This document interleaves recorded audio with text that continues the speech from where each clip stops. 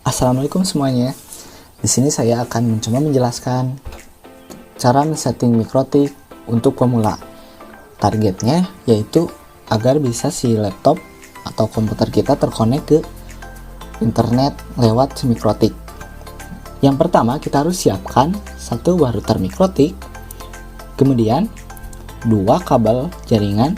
Dua kabel jaringan itu akan digunakan yang pertama untuk mengkonekkan router tersebut ke modem, dan yang kedua yaitu untuk mengkonekkan si router ke PC kalian atau laptop kalian. Apabila router Anda sudah mempunyai fitur wireless, Anda bisa saja menyetingnya lewat fitur wireless. Pada awalnya jaringan Anda itu hanya menggunakan modem dan PC atau laptop, jadi si modem tersebut langsung dikonekkan ke PC kalian, mau lewat LAN ataupun WLAN, yaitu wireless. Akan tetapi permasalahannya itu kurangnya fitur untuk mengkonfigurasi si router tersebut. Nah, caranya kita harus menggunakan sebuah router untuk mengkonfigurasi lebih jauh. Di sini saya akan mencoba dengan contoh. Yang pertama, modem tersebut dikonekkan kepada port 1 si router. Kemudian port 2-nya itu digunakan untuk konekkan ke PC, atau bisa saja port 2 itu dikonekkan ke wireless, router wireless. Cara untuk mengkonfigurasi mikrotik itu ada 3 cara sebenarnya, yaitu menggunakan telnet atau bisa disebut dengan bisa CLI. Kemudian yang kedua itu menggunakan WebV. Yang ketiga, kita bisa menggunakan aplikasi yang dibuat mikrotik secara khusus. Nah, di sini kita akan menjelaskan menggunakan aplikasi tersebut, yaitu namanya Winbox. Kita langsung bisa mendownloadnya melalui website resmi mikrotik. Kita tulis saja di search engine kita mikrotik, kemudian kita masuk ke mikrotik.co.id. Di sini kita masuk ke software. Nah, di sini baru ada kita tulisan Winbox. Kita bisa mengunduhnya yang 64 bit maupun 32 bit, tergantung Windows kalian atau OS sistem operasi kalian. Setelah dibuka, kemudian konekkan PC kita ke router mikrotik. Kita masuk ke menu Nextboard, kemudian kita refresh. Untuk login, kita bisa menggunakan dua koneksi antara MAC address atau IP address. Anda bisa menggunakan MAC address, kemudian klik connect. Nah, selanjutnya, berhubung mengikuti topologi yang barusan tadi, yaitu seperti ini, maka kita akan membuat port 1 itu untuk internet, kemudian port 2 itu untuk PC.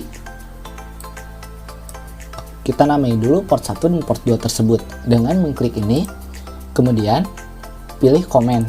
Nah, kita kasih nama internet untuk ether 1, kemudian kita klik ether 2, kemudian komen lagi, kita tulis PC. Oke, setelah kita memberi nama tiap port, alangkah baiknya kita itu memberi nama si router tersebut. Apabila Anda memiliki beberapa router, nanti Anda akan kebingungan. Yang saya akses router ini, ternyata yang masuk itu router lain. Anda bisa masuk ke sistem identity, kemudian kita kasih nama dengan, contohnya kita kasih nama dengan nama router 1. Kemudian di sini sudah terlihat namanya sudah berubah menjadi router 1. Apabila Anda ingin mengkonekkan, maka namanya itu akan menjadi router 1, bukan menjadi mikrotik lagi.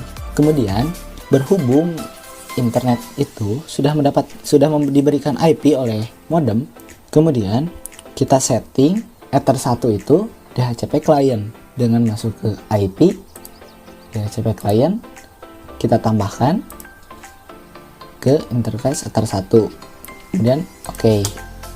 Tunggu sampai selesai. Nah, di sini kita mendapatkan IP 11.11.11.253. Untuk PC itu kita nggak bisa dikasih DHCP client, karena dari PC itu kita nggak dikasih IP. Jadi kita yang mengasih IP dari router ke PC. Kita masuk ke IP, ke addresses, kemudian kita tambahkan, kita contohkan saja 192.168.22.1 /24. Untuk yang /24 ini yaitu prefix si kelas IP tersebut. Untuk /24 jumlah klien maksimumnya yaitu 254. Karena yang digunakan untuk di rumah itu sedikit, kita menggunakan IP kelas C saja. Kemudian kita interface-nya ke Ether 2. Selanjutnya apply. Nah, networknya langsung otomatis terisi. Kemudian oke. Selanjutnya kita kasih DHCP server, karena Ether 2 itu belum memberikan IP karena belum dikonfigurasi untuk DHCP. Kemudian kita masuk ke IP DHCP server. Kemudian untuk lebih mudah kita bisa menggunakan DHCP setup. Untuk portnya kita pilih Ether 2, kemudian next. DHCP space-nya next saja. Gateway-nya yaitu IP port tadi, yaitu next saja. Nah, untuk address-nya yaitu ini IP-nya dari range 192.168.22.2 sampai 192.168.22.254. Jadi totalnya yaitu sekitar 253 user. Kemudian next. Untuk DNS server, Anda bisa mengisikannya dengan DNS Google. Sebenarnya bisa-bisa saja tidak diisi DNS server, akan tetapi lebih baik Anda mengisinya dengan DNS Google saja, yaitu 888 dan 8844. Itu DNS Google. Kita next. Resist time-nya yaitu waktu yang diberikan si klien mendapatkan IP. Apabila kliennya itu keluar setelah 10 menit, IP tersebut bisa saja digunakan oleh orang lain. Apabila klien tersebut masih berada di jaringan kita, maka sebelum waktu habis, kemudian dia akan mereset waktunya ke 10 menit lagi. Kemudian kita next saja 10 menit. Kemudian oke. Kemudian kita bisa buka CMD. Kenapa itu keluar? Karena kita baru saja men-set pengaturan untuk Ether 2. Kemudian Anda bisa menekan Windows R, masuk ke CMD, bisa ipconfig /renew untuk memperbarui IP. Kita mendapatkan IP 192.168.22.254. Di sini kita sudah mendapatkan IP, akan tetapi kita belum bisa connect ke internet. Kita bisa mencobanya dengan ping ke google.com. Ping request called not find host google.com. Please check the name and try again. Ini karena router tersebut belum di set NAT-nya untuk connect ke internet. Kita cek dulu apakah router tersebut connect ke internet dengan ke terminal. Kita ping ke Google. Di sini router sudah connect ke internet, akan tetapi PC kita belum.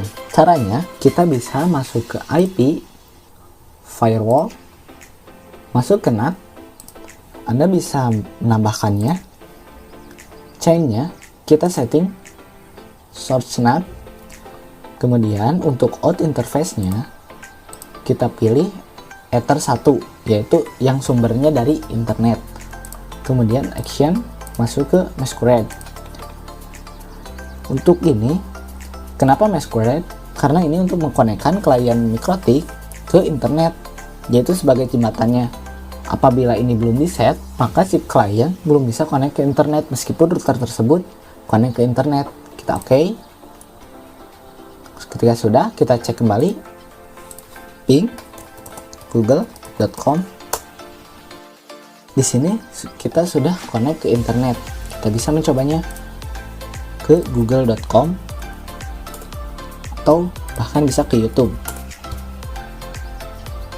Sekian dulu tutorial kali ini. Sampai jumpa di tutorial selanjutnya. Wassalamualaikum warahmatullahi wabarakatuh.